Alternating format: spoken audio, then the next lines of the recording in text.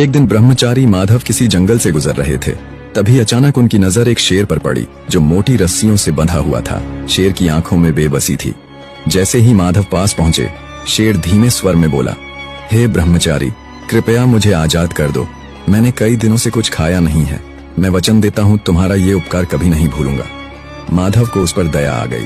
उन्होंने बिना कुछ कहे उसकी रस्सियां खोल दी और आगे बढ़ गए। कुछ दिन बाद जब माधव एक शांत जगह पर विश्राम कर रहे थे, वही शेर वहां आ पहुंचा। उसकी आंखें अब निर्भीक थीं और वह सीधा माधव के सामने आकर खड़ा हो गया। माधव चौंके और बोले, तुम यहाँ? तुम इस तरह मुझे क्यों देख रहे हो? शेर बोला, मेरी प्रकृति है शिकार करना और इस समय तुम सबसे आसान शिकार हो। माधव ने आश्चर्य से कहा, मैंने तुम्हें मुक्त किया, जीवन दिया और अब तुम मुझे ही खाना चाहते हो? शेर बोला, कृपा और कर्तव्य अलग चीजें हैं, जंगल का नियम अलग है। माधव ने कहा, फैसला किसी तीसरे से होना चाहिए। थोड़ी दूर जाने पर उन्हें एक तोता मिला जो एक पेड़ की डाल पर बैठा था। उन्होंने पूरी बात तोते को सुनाई।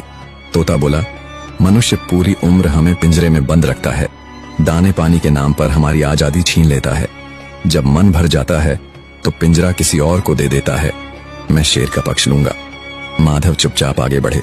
कुछ दूरी पर उन्हें नारद मुनि मिल गए। उन्होंने पूरे घटनाक्रम को विस्तार से सुनाया। नारद मुनि शांत भाव से बोले, मैं तब फैसला करूंगा जब तुम पूरी घटना को दोबारा वैसा ही करके दिखाओ जैसे हुई थी। माधव ने बिना कुछ कहे शेर को दोबारा उसी तरह रस्सियों से बांध दिया जैसे वह पहले बंधा था।